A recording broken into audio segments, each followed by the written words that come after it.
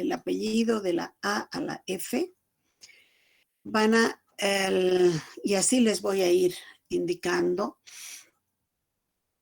Lo que tienen que hacer todos ustedes es, les voy a dar los conceptos de lo que van a trabajar.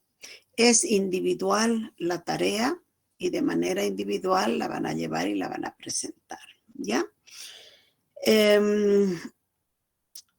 El concepto de lo que yo les voy a dar, o la definición de la palabra, de la acción, de la investigación, ustedes van a desarrollar correctamente todo lo que puedan hacer, ¿ya? El de la A a la F, el concepto de dietoterapia, con todo lo que puede implicar en el mismo propio contexto de lo que ustedes entienden por lo que es esta palabra. Luego tenemos prescripción dietoterápica, valor del alimento y dietas hospitalarias. ¿Ya? Entonces, vamos a ver, ese grupo va a ser como les estoy indicando. ¿Está anotado, está comprendido lo que van a hacer? Los que apellidan de la A a la F. Dietoterapia, prescripción dietoterapéutica, valor del alimento y dietas hospitalarias para el adulto, en la dietoterapia del adulto, ¿ya? Luego, los que apellidan desde la G hasta la Q, de la G a la Q, requerimientos nutricionales, planes de alimentación, consejería alimentaria. Entonces, de la G a la Q, requerimientos nutricionales, planes de alimentación y consejería alimentaria. De la R a la Z, geriatría, el concepto de geriatría, el concepto de gerontología, que significa una enfermedad prevalente,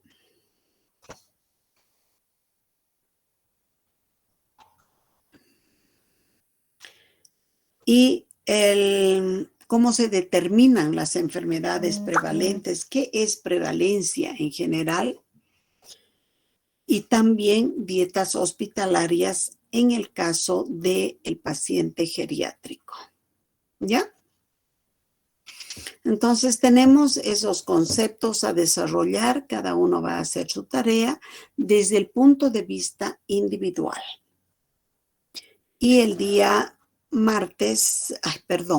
jueves vamos a revisar todo aquello, vamos a ver qué es lo que hemos hecho, cómo podemos mejorar, y el momento en el que ya vea yo por conveniente, yo voy a indicar quién va a salir a exponer.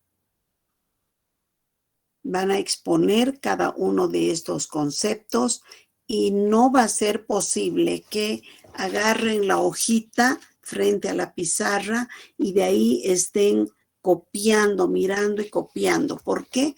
Porque ya va a ser una tarea que ustedes van a repasar y van a adelantar, van a estudiar, entonces tienen que saber.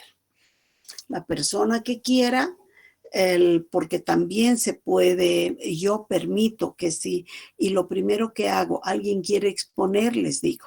Entonces, si hay alguien que quiera exponer alguno de estos temas, no es que el grupo de todo lo que estamos dando, sino un solo concepto pueden exponerlo, y así de uno en uno vamos a ir desmenuzando todo lo que se ha hecho. Bueno, entonces ahí tenemos lo que ustedes van a trabajar para el día jueves.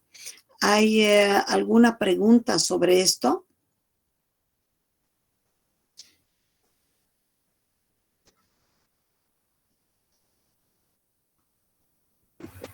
Buenas tardes, Buenas tardes, Alison, eh, adelante. ¿podría volver a repetir de la R a la Z los conceptos, por favor? ¿Qué es geriatría? ¿Qué es gerontología? ¿Qué significa enfermedad prevalente o qué es prevalencia y cómo se determina? Y también las dietas hospitalarias para este ámbito de lo que es la geriatría. Está bien, dicen, gracias. Ya, muy bien. Bueno, entonces no hay duda de lo que tienen que hacer. Les estoy preguntando porque quiero que esto esté muy bien hecho para el día jueves, ¿ya? Cada uno lleva su trabajo listo como para que lo tengan que entregar. No lo van a pasar a la plataforma, sino que ahí tenemos para poder trabajar cada uno con lo que va a hacer, ¿sí? Bueno, no hay ninguna otra duda, ¿no? Licencia, Vamos, sí. ¿puedes repetir por favor de la G a la Q, creo que dijo?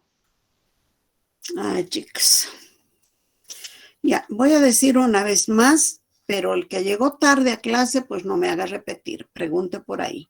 Es lo que les estoy diciendo, de que me pregunten en base a qué es lo que van a hacer, cómo van a hacer, preguntas ya relacionadas a la tarea que les he dado.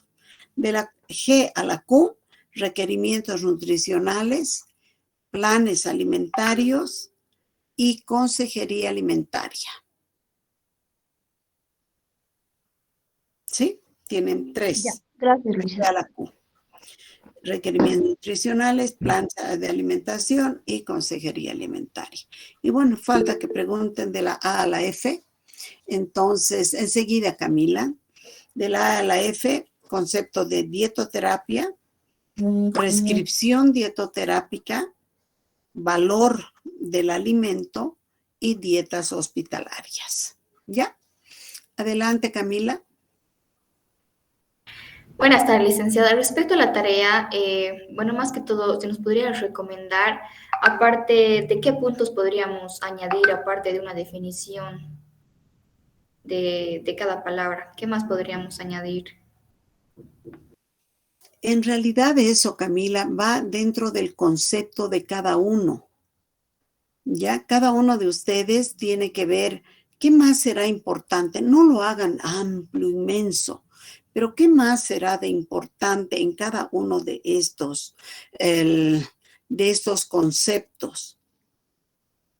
El concepto de dietoterapia tal vez es un poco más estrecho, porque bueno, ya yo digo, dietoterapia, el arte de curar a través de los alimentos. ¿Y qué más podrían decir ustedes? Así, cada uno investigue qué más. No entren a profundizar totalmente porque son conceptos y si ustedes se van dando cuenta, estas son las palabras claves que ayer hemos hablado del contenido de la materia, ¿no es cierto? Y si se habla de prescripción dietoterapéutica, seguramente que ustedes van a hacer un desarrollo. ¿Qué quiere decir? Prescripción dietoterapéutica, ¿qué incluye aquello? Así, ¿ya? Si gustan, pueden hacer tipo esquema, como ustedes deseen trabajar. Pero así vayan abriendo un poco, pero tampoco a profundidad.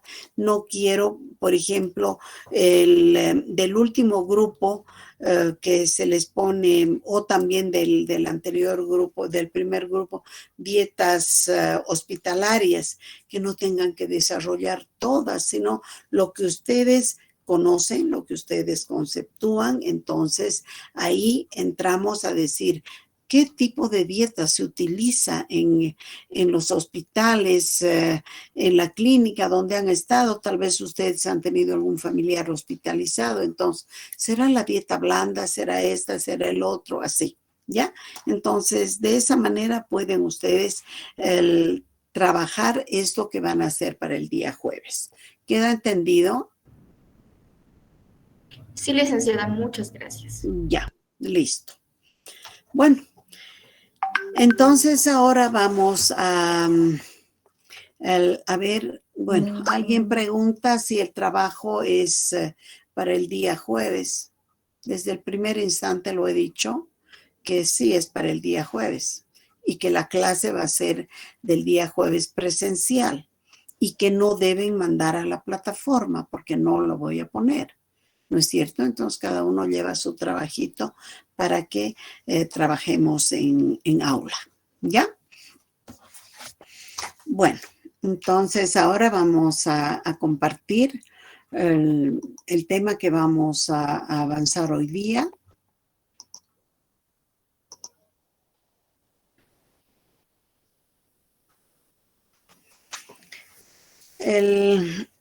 Como les dije, la primera unidad es la unidad mucho más amplia, más profunda, y esta nos tiene que llevar a la reflexión tal vez de la importancia que tiene nuestra profesión, nuestra intervención. El tema de intervención es muy importante porque la intervención nutricional, la aplicación de conocimientos es lo máximo que tenemos que estar haciendo en el día a día. Entonces, dentro de ese concepto de aplicación, aquí yo les doy como que está dividida en dos partes esta unidad. La primera parte de las generalidades, que es esta que les voy a dar ahora, y la segunda parte que ya la voy a subdividir por bloques importantes de lo que incluye el síndrome metabólico, ¿ya? Lo primero que debemos ver y saber es de que el tema del síndrome metabólico tiene muchos conceptos y muchos tipos de interpretación, pero sí, todos en realidad están unidos al efecto cardiovascular, cardíaco. Entonces, ahí tenemos que ver de qué. Tenemos un concepto, no importa si es primero, segundo o quinto, porque todos están dentro de lo mismo, que es el trastorno que incluye la presencia de un grupo de factores de riesgo específicos de la enfermedad cardiovascular. Entonces, estos factores de riesgo específicos están generalmente llevando al problema de la enfermedad cardiovascular. Claro, si ustedes recuerdan, podrían pensar pero si ayer hemos dicho que es otra unidad de la cardiovascular.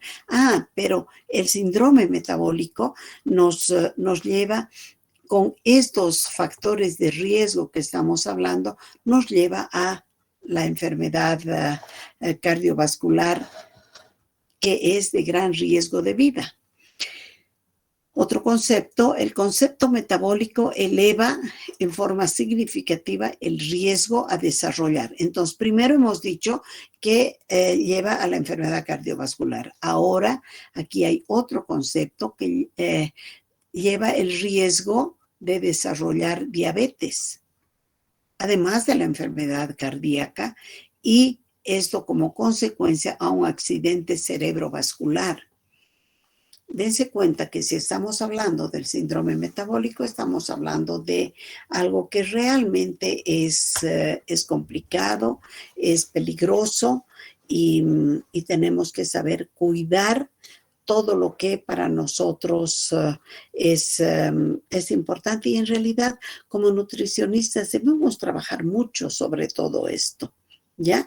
Vamos a ir viendo. Entonces, no se olviden, enfermedades cardiovasculares, la diabetes y la consecuencia de la enfermedad cardiovascular o cardíaca es un accidente cerebrovascular, que ahí es la pérdida de muchas de las funciones y el estado fisiológico se ve totalmente afectado y empieza a haber el desencadenamiento de muchos otros problemas. También dentro de esto, entonces vamos a ver que el síndrome metabólico se lo conceptúa como un estado en el cual la insulina producida no logra una respuesta adecuada. Entonces ahí vamos viendo la insulina producida que no está siendo adecuada. ¿Qué quiere decir? Que la insulina cuando está en niveles bajos o serán niveles altos va a afectar porque no va a dar la respuesta adecuada. Luego tenemos también que es la disminución de la sensibilidad periférica a la acción de la insulina. Hay en la enfermedad cardíaca, hay la diabetes, que es la descompensación, los accidentes cerebrovasculares, y está dentro de este gran todo también el tema de la sensibilidad a la insulina. Entonces tenemos que ver y saber diferenciar en el momento preciso, pero recordar que todo esto trae una gran consecuencia y es la consecuencia que pueda ser letal. Tenemos una incidencia fundamental, que es para el varón, generalmente antes se conceptuaba que el varón presentaba una mayor incidencia. El sexo masculino presentaba una mayor incidencia, como un 30% en el hombre, y en la mujer menor, 20%. Pero vamos a ir viendo que tal vez esto era, porque lo actual es un poco diferente, pero debemos saber que si hay el cuidado de la salud personal o de la salud individualizada, de hecho, todo tendría que estar mejor, tanto en el hombre que vaya disminuyendo y que en la mujer también, porque hay que cuidar de ver, de pensar lo que vamos a encontrar después. El síndrome metabólico también es tan importante porque vamos a ver que de acuerdo a este concepto que se asocia de 3 a 4 veces más al riesgo de muerte por enfermedad coronaria. Por esta enfermedad coronaria es letal, como les decía, es definitivo y es alta la incidencia, ¿no? De 3 a 4 veces más el riesgo de muerte, ¿no? Tenemos también otro concepto, el de la hiperinsulinemia, que es el factor de riesgo independiente de la enfermedad cardiovascular. Entonces, no solamente es lo que hemos mencionado hasta este momento, sino está relacionado, porque la cantidad, hace un momento cuando les hablaba de insulina, les decía si está alta o si está baja, pero tiene su influencia definitiva en la enfermedad cardiovascular. Y aquí vamos a poder ver de que estamos mencionando de la hiperinsulinemia, que es un factor de riesgo independiente de la enfermedad cardiovascular, pero es de gran riesgo. Por eso es que la diabetes es una enfermedad que hay que saber cuidarla, controlarla, y la diabetes dentro de lo que es la obesidad y el síndrome metabólico. Estos conceptos están dados a través de estudios que han ido haciendo a través del tiempo, y hay muchos investigadores que bueno, les gusta trabajar y nos transmiten todo lo que vamos viendo. También debemos decir que el síndrome metabólico se caracteriza por diversos grados de intolerancia a la glucosa. Entonces tenemos intolerancia a la glucosa y se va a presentar el síndrome metabólico. Seguramente si esto está relacionado a la glucosa, estará también relacionado al tema de la diabetes, de la aparición de la diabetes. Entonces para eso, para comprender, tenemos que saber que el paciente tiene, qué tipo de diabetes tiene. Ustedes por demás saben de que de la diabetes tenemos dentro de su clasificación 3 tipos principalmente de diabetes. Entonces, eso hay que saber. Que va a depender, que se caracteriza por grados de intolerancia a la glucosa, es uno. Otro, tenemos la hipertensión arterial. Los pacientes con hipertensión arterial son aquellos que muy fácilmente pueden entrar en lo que es el síndrome metabólico. O el síndrome metabólico los lleva a ser pacientes hipertensos. Y la dislipidemia lo mismo. ¿Qué es la dislipidemia? Ustedes tienen que saber que es la acumulación excesiva de ácidos grasos en la sangre. Y que esto se clasifica también una maravilla y que tenemos que saber manejar adecuadamente, ¿no?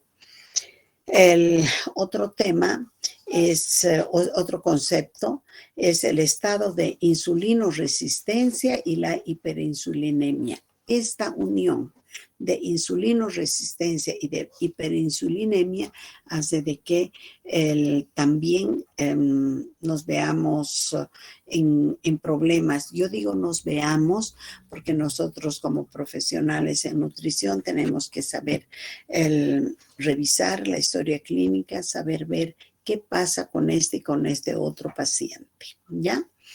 Todos estos aspectos considerados como los principales responsables de esta patogenia que es cada vez más frecuente. El síndrome metabólico cada vez se está dando más y más. Y muchas veces la gente no entiende y no tiene el cuidado de realmente ser una persona que corrija los hábitos alimentarios, en fin. No nos vamos a echar la piedra encima porque también tiene que estar en el concepto de cada uno de ustedes de que el síndrome metabólico completo o parcial puede estar respondiendo a un problema genético, a un problema hereditario, como el caso de la dislipidemia podría ser, la hipertensión también, en fin, cada uno de estas patologías las vamos a ir desarrollando poco a poco en el transcurrir de este tiempo, ¿ya? Entonces ahí tenemos características que son sumamente importantes. Ahora, dentro de lo que es el síndrome metabólico, vamos a hablar de la sintomatología. La sintomatología, cómo se puede definir de que el paciente está dentro de lo que es el síndrome metabólico. ¿Cómo se le va a decir a ese paciente? Bueno, usted tiene síndrome metabólico. Ustedes deben captar esta idea que con solo 3 de las siguientes anormalidades que vamos a ver y continúa en la otra diapositiva, con solo 3 de estas manifestaciones ya se puede diagnosticar a un paciente con síndrome metabólico. Y bueno, estas anormalidades serían el perímetro de la cintura, en el varón mayor a 102 y en la mujer mayor a 88 centímetros.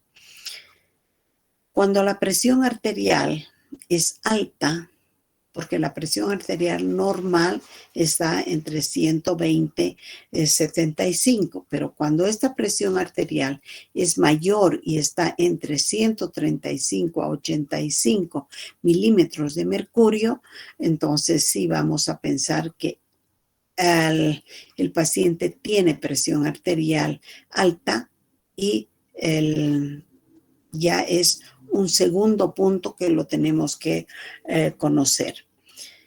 Cuando hay hipertrigliceridemia mayor a 150 miligramos por decilitro, tenemos este nivel que lo mismo ya nos va a dar de que hay algo que está funcionando mal. ¿A qué nivel? A nivel lógicamente sanguíneo, porque los triglicéridos, el colesterol, todos aquellos lípidos son los que están pasando están circulando a través del torrente sanguíneo. Y si hablamos de triglicéridos, no podemos dejar de hablar del colesterol, la hipercolesterolemia. Pero ¿qué tipo de hipercolesterolemia? Lo que más nos interesa conocer y saber es cómo está esta lipoproteinemia, esta lipoproteína HDL, ¿cómo está? Si es menor a 40 miligramos por decilitro en el hombre y menor a 50 en la mujer, entonces está en peligro, es peligroso, ¿ya? La única anormalidad que tenemos que considerar que no es buena cuando está en niveles bajos, entonces es el tema del HDL, que es la lipoproteína considerada como la mejor, la buena, ¿no es cierto? Entonces, eso hay que revisar y estar atentos a esto. La glucemia es otro factor que tenemos que considerarlo muy bien y consideremos que arriba de 110 miligramos por decilitro ya sería un problema mayor. Se va a dar un problema mayor. Hasta aquí tenemos toda esta primera parte de la sintomatología. Y recuerden, esto es lo que vamos a seguir viendo. Nos va a dar que con solo 3 de estas anormalidades ya podemos considerar al paciente dentro de lo que es el síndrome metabólico. Tenemos también lo que les decía hace un momento, el factor genético. Hay el gen prehistórico ahorrador, tenemos la desprotección genética y las anormalidades en el producto secretor de la insulina. Entonces, esto es algo que igual nos tiene que hacer ver y no se olviden. ¿Qué momento tenemos que saber de esto? El momento que estamos haciendo la anamnesis alimentaria. La anamnesis alimentaria la estamos haciendo de manera completa, correcta. Tenemos que saber preguntar al paciente. ¿Y usted conoce a alguien de su familia que ha tenido esta enfermedad, que ha tenido presión alta, que ha tenido resistencia a la insulina, que etcétera, etcétera, ¿no? Entonces ahí vamos preguntando y de pronto dicen, sí, toda la familia de mi mamá o toda la familia de mi papá son diabéticos. La mayoría tienen o tenemos exceso de peso y así, ¿no? Entonces ahí se va viendo eso, pero dentro de este factor genético que se une a los anteriores, también tenemos que ver que dentro de lo que estamos viendo, la etiología, ya es el origen de la enfermedad, también podemos encontrar algunos otros factores. Bueno, hablemos entonces de la etiología. Y vamos a ver de los antagonistas hormonales, catecolaminas, el glucagón, el cortisol, hormonas tiroideas, aldosterona, prolactina. Todos estos son los antagonistas hormonales que nos tienen que llevar a ver de qué son el origen del problema, si es hormonal, pero también es metabólico, ¿ya? Los antagonistas no hormonales sería el tema de la glucosa con la glucotoxicidad y los ácidos ácidos de cadena larga, ácidos grasos de cadena larga, y que producen la lipotoxicidad, ¿ya? Entonces, teniendo estos conceptos de antagonistas no hormonales, también tenemos que ver qué es lo que pasa. Dentro de la etiología de la enfermedad existen factores ambientales. Y esta etiología de la enfermedad nos tiene que hacer ver de que es una respuesta generada por el entorno, por la persona o el entorno familiar. El tema de la obesidad es fundamental. 1 en la familia, 2, 3, 5, ¿cuántos tienen obesidad? ¿Cuántos de la familia, de la comunidad son sedentarios? ¿Por qué hay sedentarismo en esa familia, en esa persona que no está dirigiéndose bien? Entonces tendremos que saber de qué es lo que está pasando y hacer de que esto cambie, de que esto mejore, porque esa es la tarea nuestra. Y también como factor ambiental tenemos la dieta. La dieta muchas veces no está siendo la adecuada para mantener un peso saludable. No se da cuenta la persona, cree que consume una alimentación saludable cuando no lo es. Esa dieta es de todos los días pura grasa, todos los días puros carbohidratos, tubérculos, raíces. Lo último que entra en la mente de todos, y yo creo que de la mayoría de ustedes también, cuando se habla de una dieta saludable, es de que el 50% debe ser verdura. Entonces así vamos viendo, revisando qué es lo que va sucediendo. Y dentro de esto que hemos hablado de la etiología, vamos a redondear un poco estos conocimientos, ¿ya? El sedentarismo es un factor primordial. Tenemos la obesidad, que la obesidad, dentro de lo que nosotros ya hemos aprendido a través del tiempo de estudio y los años, tenemos que el índice de masa corporal, cuando va mayor a 27, ya es de riesgo. Si ustedes pueden recordar la clasificación del índice de masa corporal, podríamos decir de que el que está entre 25 y 29.9 está con sobrepeso. Pero miren, según los estudios que hemos visto, la obesidad mayor, con un índice de masa corporal mayor a 27, ya es considerada como una enfermedad metabólica. La obesidad central es otra característica, ya hemos dicho, mujer, la obesidad central, la relación cintura-cadera, cuando es mayor a 88 en la mujer y cuando es mayor a 102 en el varón.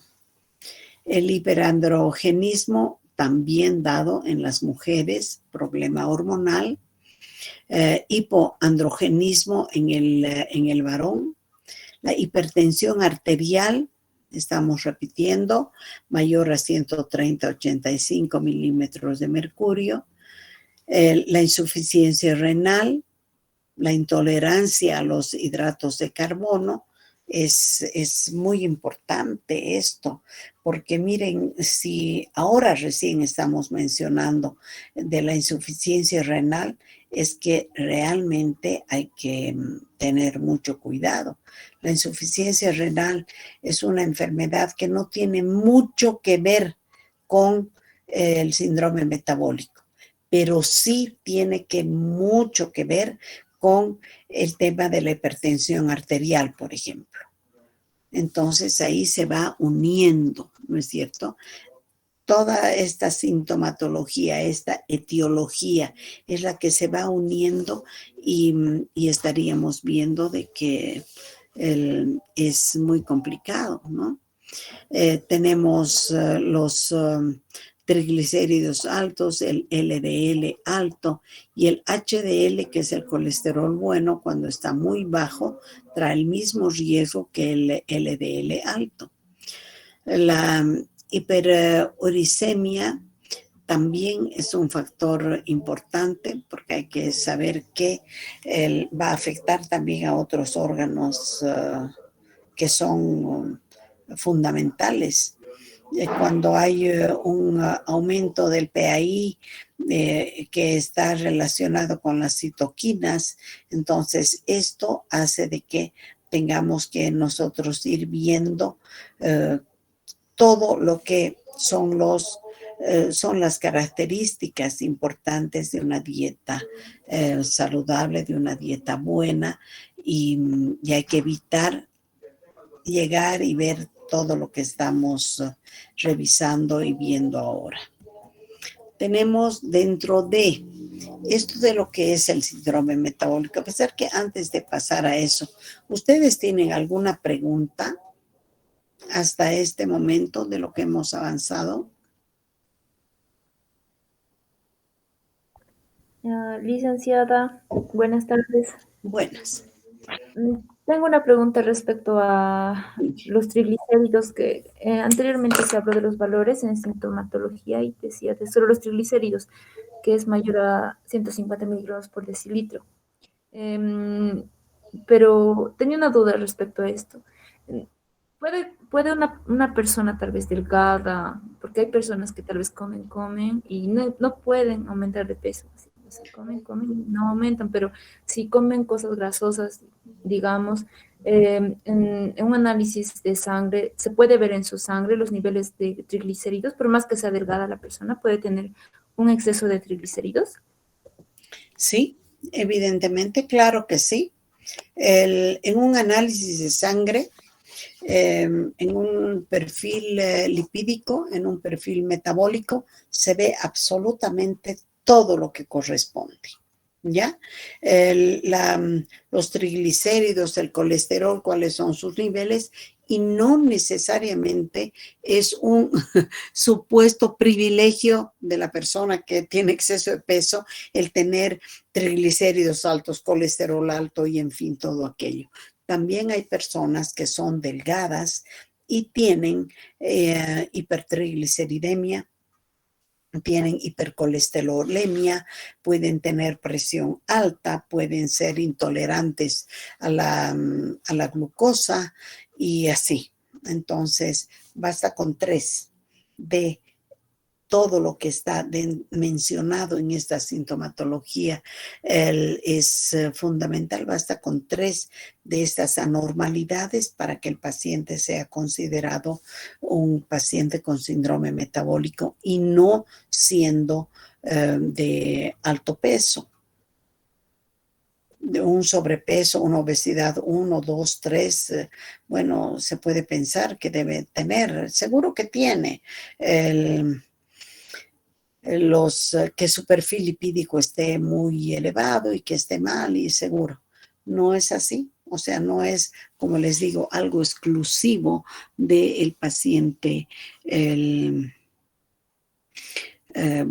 subido de peso el que tenga que presentar todo esto, ¿ya? Entonces, con los análisis de laboratorio podemos perfectamente saber. Por lo tanto, como a colación de esto viene, hay que tener en una planilla cuáles son los niveles correctos de la hematología, ¿sí? Entonces, hematológicamente, ¿cómo está el paciente? ¿Cuáles son los factores dentro del rango mencionado y qué es lo que pasa cuando está fuera del rango? Como ustedes han debido ver en algún momento, ahí tienen sus análisis y ahí tienen la referencia. Entonces, unos están dentro y otros están fuera, ¿no es cierto? Ahí vamos, y la referencia a un lado. Entonces, con eso es lo que nosotros podemos ir analizando, revisando y viendo siempre. ¿Ya? Bueno, entonces avanzamos. Esto viene como a colación de algo que en algún momento yo vi como algo muy importante, y son las otras denominaciones. ¿Cómo se denomina o de qué otra manera se denomina o se lo conoce al síndrome metabólico?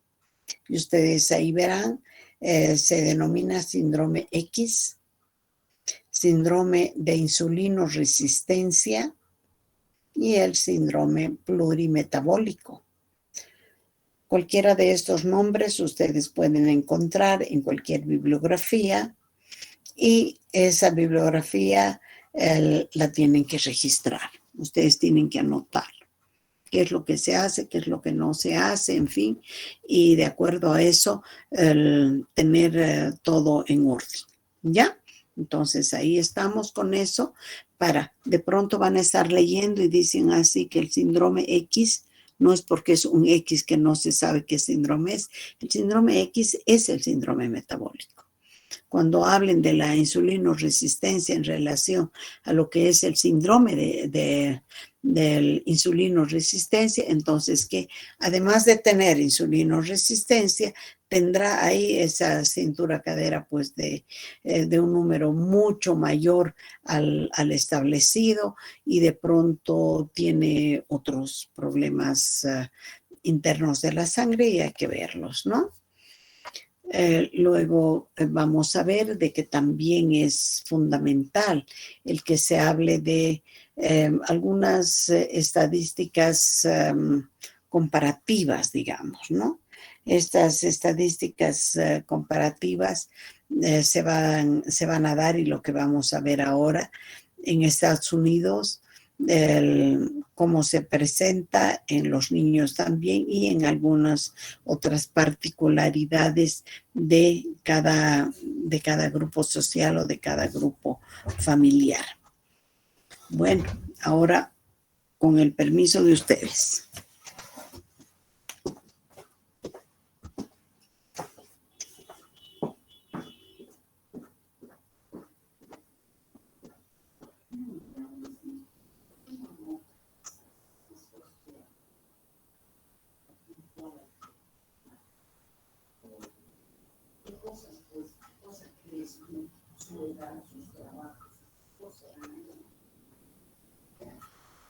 Bueno, por lo que he comentado, aparte de cosas no pide ningún perdón, puede ser a nivel de México.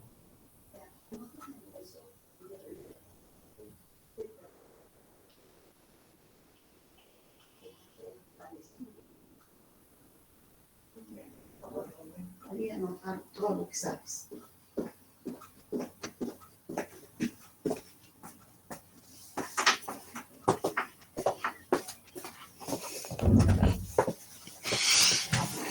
Aquí estamos. Entonces, esto de las estadísticas nos van a ayudar a comprender un poco el gran riesgo al que nos lleva lo que es el síndrome metabólico. Las estadísticas indican que en Estados Unidos hay un 25% de la población que es diabética, o que es hipertensa, o que presenta dislipidemia, que son sedentarios, en fin, y 25% de la población mayor a 20 años. Y entonces esto es altísimo. Está determinado, si es arriba de 20 años, también ya está determinado el grupo de riesgo de los 35 años. Para las estadísticas estadounidenses, se tiene que un 23% de las mujeres son personas con problemas metabólicos, presentan problemas metabólicos en un 23%, y en un 24% los varones. Entonces, dentro de las estadísticas generales que nos enseña la Organización Mundial de la Salud. Yo les mostré al principio de que tenemos un 30% en varones y un 20% en mujeres. Pero aquí ya se ve una diferencia. Ya casi diferencia con el anterior concepto, porque aquí ya casi más bien no hay diferencia entre mujeres y varones. Hay un 1%. Entonces, ¿qué debemos también tomar en cuenta? La comunidad, la sociedad y la raza en la que, a la cual pertenece cada ente, ¿no es cierto? Entonces, eso hay que ver. Hay algo que también llama la atención en varios continentes y en los niños. En los niños en Europa, un 33% presenta el exceso de peso, presenta el tema del síndrome metabólico. Y aquí en Europa, en los niños, se está viendo como número 1 el tema de la obesidad. En Reino Unido baja un poquito a 27%. Este 27%, bueno, hace que tranquilice un poco a la población encargada de la salud de este Reino Unido, pero igual sigue siendo alto. En Hungría es un 9% que los niños tengan las características mínimas de lo que es el síndrome metabólico. Por lo tanto, nos da a pensar, ¿ya? Nos da a pensar que las estadísticas en los niños en Europa, 33% de los niños son obesos con síndrome metabólico, en Reino Unido 27% y en Hungría solo el 9%. ¿Quién podrá entender esta situación? ¿Y por qué en Hungría?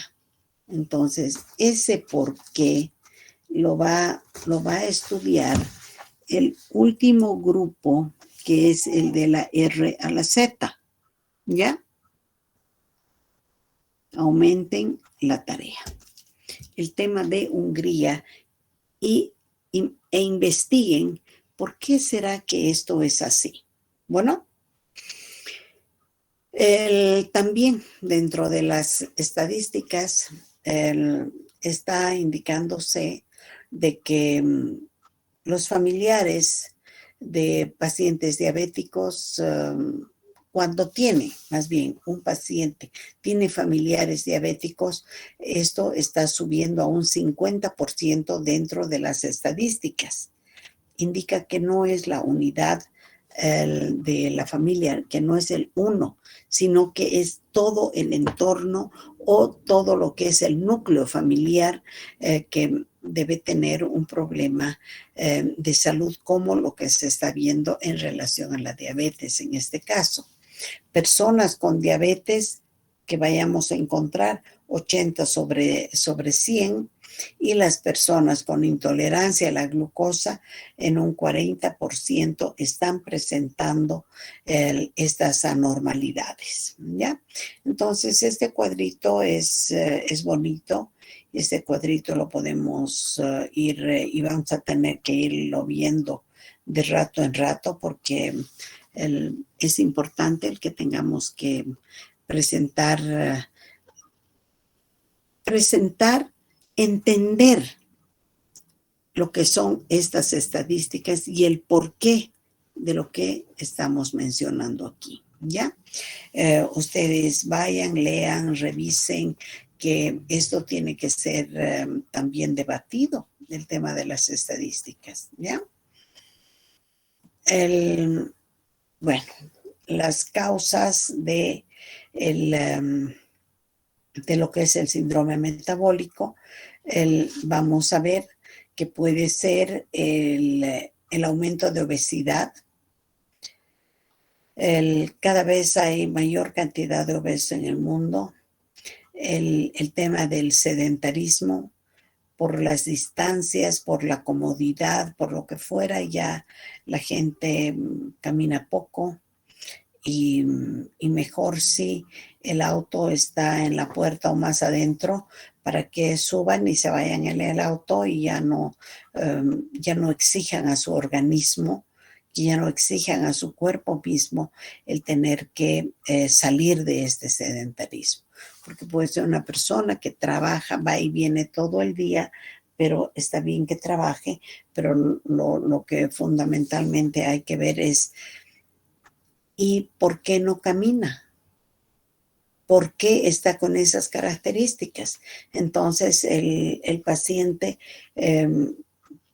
por falta de tiempo, por comodidad, lo que fuera, puede estar quedándose estático porque este paciente no camina para ir del trabajo a la casa, este paciente no camina dentro de la oficina y este paciente finalmente vuelve como ha ido al trabajo en auto y se acabó.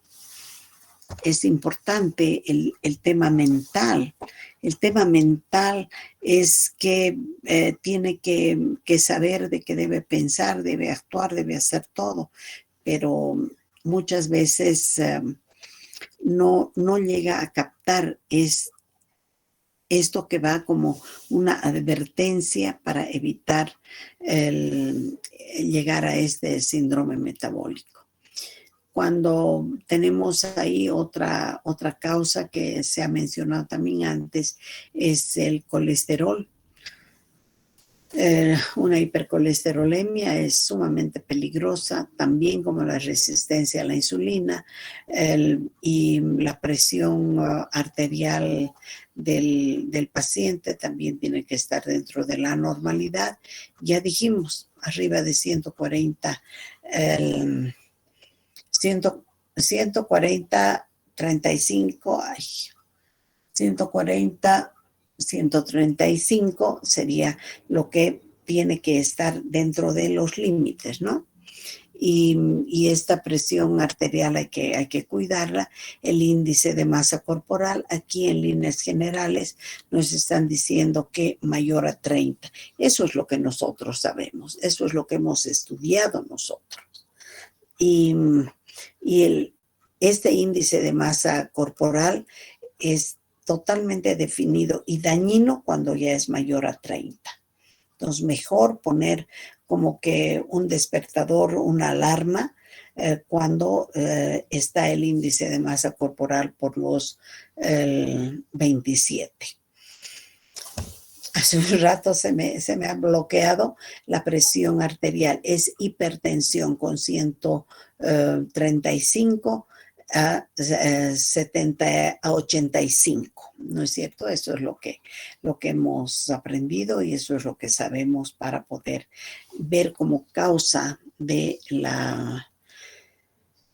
del síndrome metabólico. Tenemos también que hay otros factores de riesgo importantes, como ser el tabaquismo, el alcoholismo, el estrés, la mala alimentación con esas dietas altas en grasa, las dietas altas en carbohidratos. De hecho, tenemos que ver que los carbohidratos también están representados por la fruta, por la verdura en algunos casos. Entonces, tenemos que saber qué es alimentación saludable. Y lo que vaya a ser alimentación saludable es lo que hay que, uno, el conocimiento y otro, la aplicación. Y el sedentarismo que hemos dicho, entonces estos son factores de riesgo que van a afectar al organismo. Dicho está que con 3 de las anormalidades presentes en un paciente, ya tiene que pensar que está con el síndrome metabólico. La obesidad abdominal con las mediciones ya indicadas, el índice de masa corporal arriba de 25, que está positivo hasta 27. Los triglicéridos elevados, el colesterol bajo, que es, si está muy bajo el colesterol, el HDL, colesterol bueno, si está muy bajo, entonces sí nos va a traer complicaciones junto a la hipertensión arterial. ¿Vieron? Aquí estamos hablando de cositas bastante sencillas y bueno, con eso hay que trabajar, hay que ver, hay que investigar cómo hacemos para que todo esto sea saludable y no que sea dañino. Los criterios de diagnóstico, bueno, aquí quedó pequeño. Los criterios de diagnóstico, ¿cuáles son? Principalmente hay que hay que hacer una glucemia y saber cuánto de glucosa en sangre está en ayunas. Y si está alto, pues entonces hay que tomar en cuenta como algo muy, muy rescatable ese dato. El estado protrombótico, el estado protrombótico también es fundamental. ¿Por qué? Porque de pronto puede haber que se están formando coágulos y eso a través de qué y el por qué. Porque no hay una alimentación saludable, porque hay exceso de nutrientes que no los necesitamos, sino en los requerimientos normales. La resistencia a la insulina identificada por la diabetes tipo 2. Entonces, aquí estamos. Ese es otro criterio de diagnóstico, orientado a evitar o tratar las complicaciones de la enfermedad cardiovascular y la diabetes mellitus tipo 2. Cuando se tiene esta orientación directa, entonces no hay mucho problema, porque está orientado a eso y de esa manera se tiene que trabajar, de esa manera se tiene que intervenir.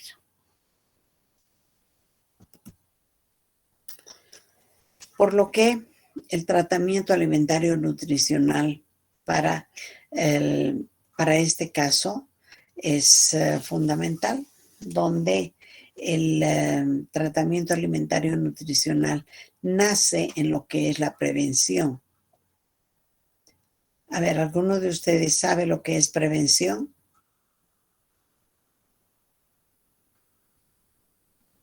Listen. Sí. Adelante. La prevención está enfocado en, como su nombre lo indica, en prevenir las posibles consecuencias que van a tener de forma negativa en este caso, en el paciente, ¿no? Se trata de evitar un problema mayor que podría ser irreversible. Ya está perfecto. La prevención, el nombre nos está indicando, ¿no es cierto? Entonces hay que prevenir la complicación, hay que prevenir la llegada absoluta de la enfermedad y eso con el bien de que va a mejorar su estado de salud y la salud del paciente no va a estar en riesgo.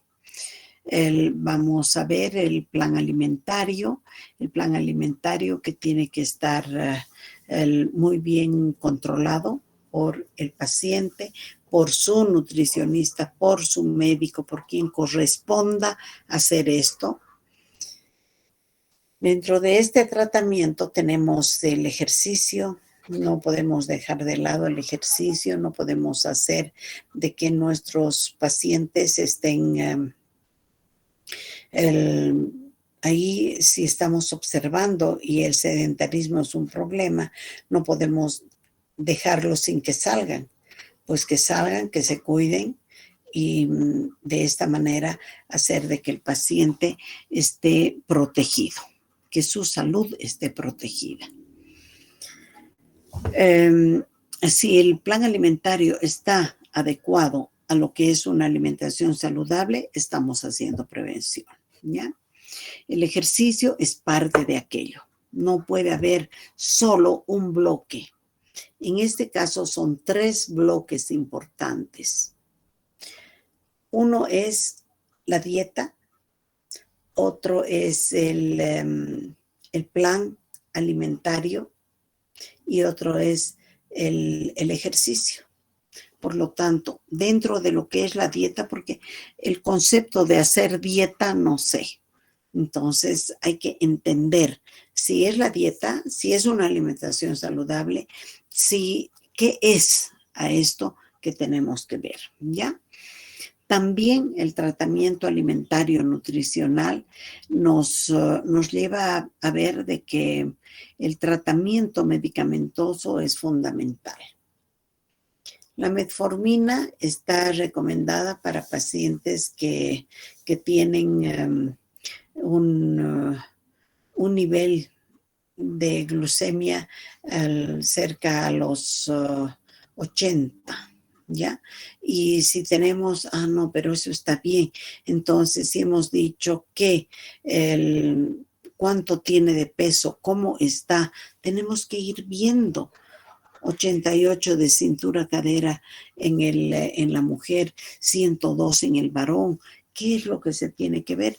Principalmente para el uso de metformina, lo que se tiene que ver es el tipo de resultado laboratorial que presenta el paciente.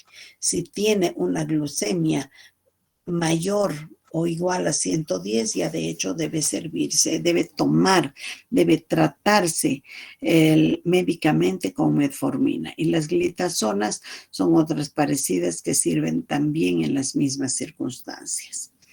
Para esto se dice priorizar el diagnóstico en base a análisis laboratoriales. Por lo tanto, el tema de los análisis laboratoriales va a quedar también pendiente para que podamos revisar y trabajar de manera completa.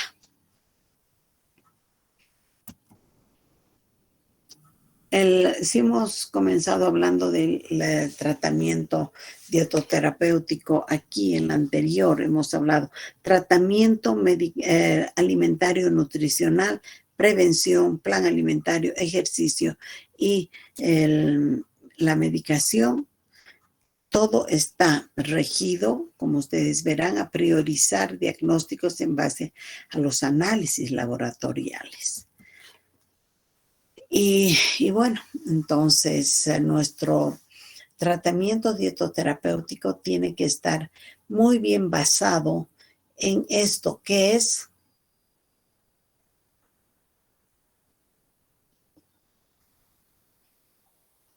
chicos. Un estilo de vida saludable, dicen. Ya, entonces ahí tenemos un estilo de vida saludable y eso es lo que tenemos, a lo que tenemos que llegar es eso, ¿no? Un buen estilo de vida y hacer de que ese estilo de vida traiga las consecuencias necesarias, ¿ya? Identificar aspectos como algo que nos interesa de principio a fin, hábitos alimentarios. El hábito de fumar y el hábito de consumo de bebidas alcohólicas. Esto hay que revisar, hay que ver y hacer de que estos aspectos que nos dan el estilo de vida siempre estén presentes. No es preciso decir prohibido beber, prohibido fumar, pero no beber en exceso, no fumar en exceso es importante. Y los hábitos alimentarios, ¿cómo van? ¿Dónde van? ¿Qué hacemos? Los hábitos alimentarios son los que nos están llevando y nos están conduciendo exactamente a lo que necesitamos. ¿Necesitamos qué? Una buena alimentación. ¿Cómo? A través del conocimiento, de hacer dar cuenta a las personas mediante qué? Mediante lo que hemos hablado, una consejería alimentaria, por ejemplo. ¿Ya? Entonces, ahí todo esto es parte del tratamiento dietoterapéutico ya con características principales de la pirámide alimentaria para saber cuánto de qué debo comer, pero aquí también. Esta pirámide, por si acaso, es exclusiva del paciente diabético. Entonces, podemos ver que hay algunas variaciones, hay algunos alimentos que les corresponde más estar abajo, otros están más arriba. A ver, Camila. Una consultita, Liz. En nuestro caso no sería el arco de la alimentación.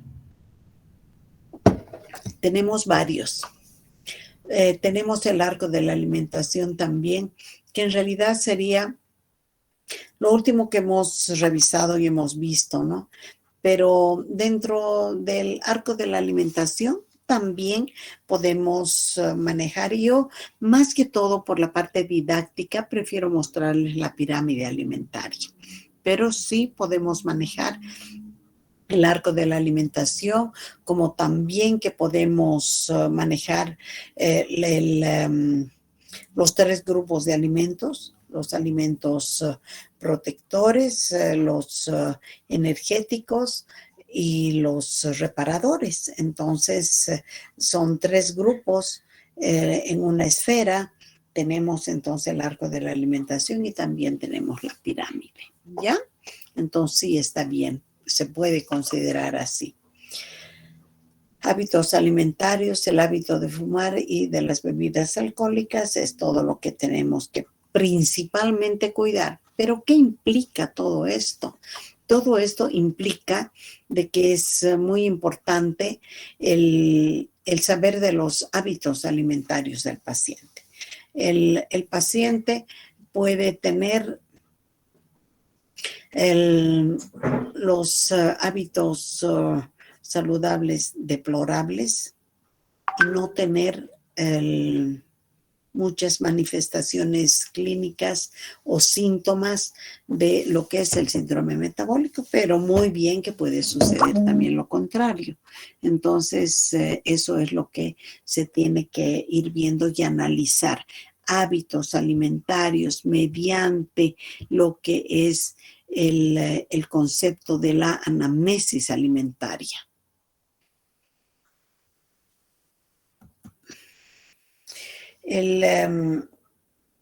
Tenemos también otro factor importante dentro de lo que es el tratamiento dietoterapéutico y es el programa para bajar de peso. Tiene que haber un programa de baja de peso que cuesta, chicos, cuesta bastante. Ustedes eso lo saben, ustedes practican y otros no practican nada. Entonces hay que ver este programa de bajar de peso.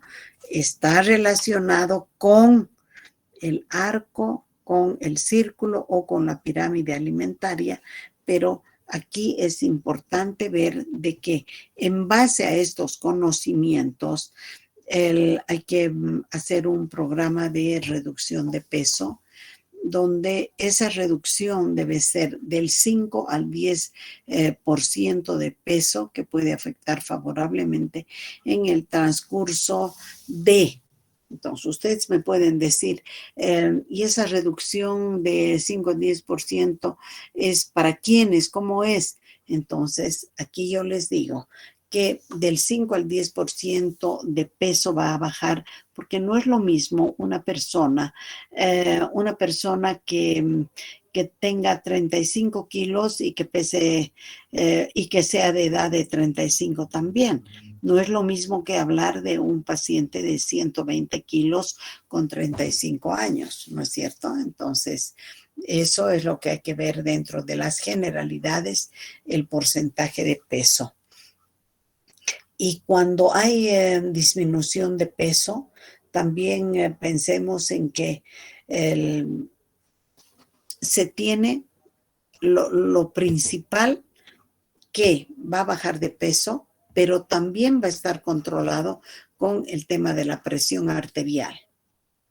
Y va a haber una mejor tolerancia a la insulina, por lo tanto, va a hacer circular y eliminar lo más pronto posible lo que no le sirve al organismo. cuando hablamos de cambios de hábitos alimentarios, estamos hablando de algo muy, muy importante, que de este cambio de hábitos alimentarios depende el resto de la vida, la salud del paciente. La resistencia a la insulina mejora considerablemente con la aplicación de un plan para bajar de peso. Entonces, ahí estamos, vamos a ver, y en unión a la realización del ejercicio físico. Siempre va a ser un todo. Vamos a ver algo que englobe para poder mejorar. Aquí hay algo de lo que podría ser este plan alimentario. La dieta debe ser variada, adecuada al peso, al sexo y a la actividad del paciente. Debe estar compuesta por 4 comidas y 2 colaciones. El requerimiento calórico total de estos pacientes de normal ha disminuido. Y aquí viene la distribución de la molécula calórica que ustedes tienen que saber. 55% de hidratos de carbono polisacáridos, 0.8 a 1 gramo por kilo peso del paciente. El tema de la proteína es fundamental. Si tenemos un 0.8 a 1 gramo de proteína por kilo peso, estamos bien. Pero, ¿por qué está con rojo? Porque es lo primero que debemos determinar.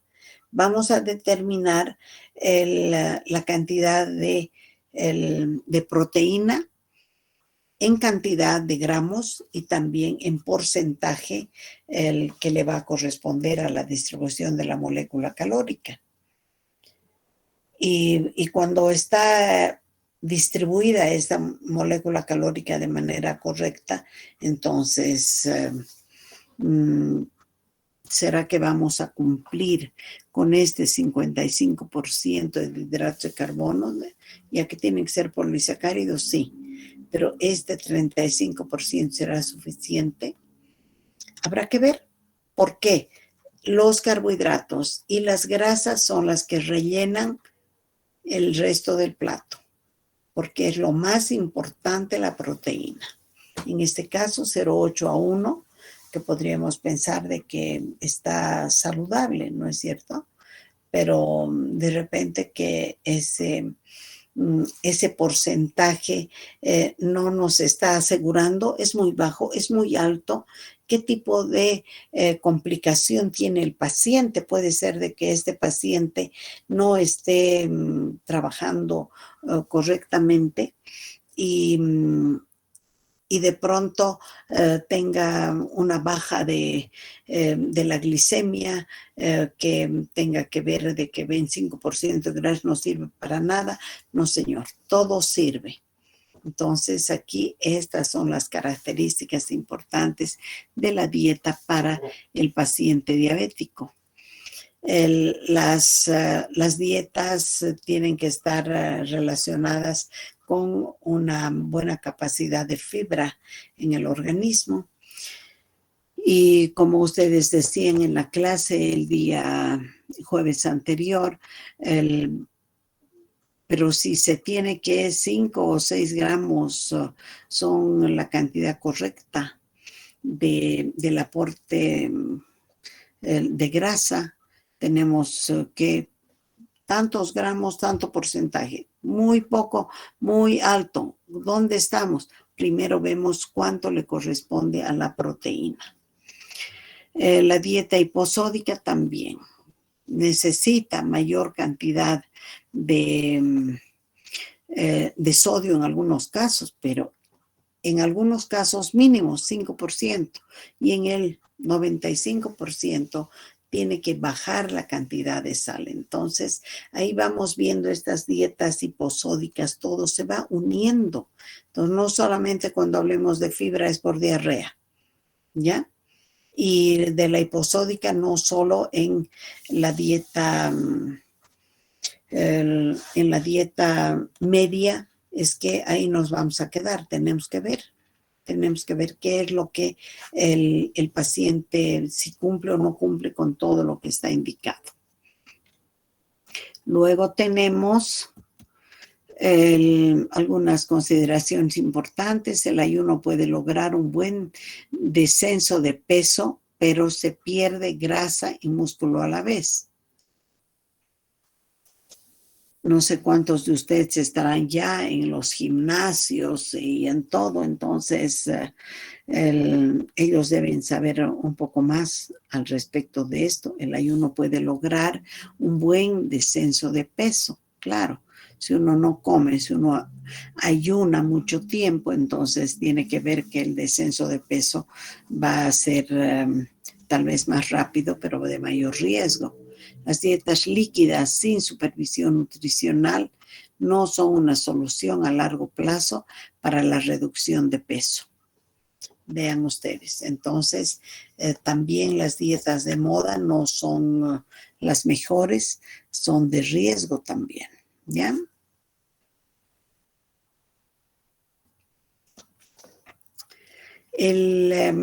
Bajar de peso para una persona es bien importante, que debe tener un plan individual de cambio de hábitos. Este cambio de hábitos, lo que ya hemos dicho, entonces va a llevarnos a una dieta individualizada y que esté en función de su situación específica. ¿Cuál es esa situación específica? Es la patología o las patologías.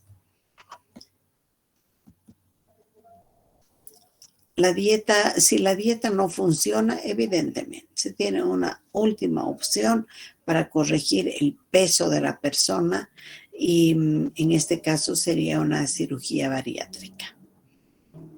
Ese es el recorrer de todos nuestros pacientes y ese recorrer de los pacientes hace de que tengamos que nosotros ver. ¿Por qué? Porque tenemos que hacer un buen régimen para evitar llegar a la cirugía. Pero si ya no es posible, entonces vamos a quedarnos con el conocimiento de lo que es la pirámide alimentaria y sus características importantes. Aquí tenemos, y con esto hemos terminado, que una buena salud depende de una buena nutrición. Esta buena salud va a hacer que nos haga ver desde cuándo, o sea, el niño nace y ya está siendo dependiente de la leche de la mamá o de la leche. Y por lo tanto tiene que ser muy bien cuidado, una dieta saludable, todo como debe ser desde el momento que ha sido engendrado y antes. Cuando comienza su comidita, cuánto se distrae al aire libre, aquí tiene sus juguitos, las frutas, en fin. Entonces, todo en su momento y todo en su tiempo. Bueno, esta partecita la hemos terminado ahora. Entonces, vamos a continuar el día de mañana, ¿ya? Buenas tardes, chicos. Si tienen alguna pregunta. Hasta luego, Licen. Tenemos otra materia. Perfecto. Entonces, muy buenas tardes y hasta el día de mañana. Jueves. No, el jueves. Hasta luego, licenciada. Chao. Hasta luego, licenciada. Chao. Hasta luego.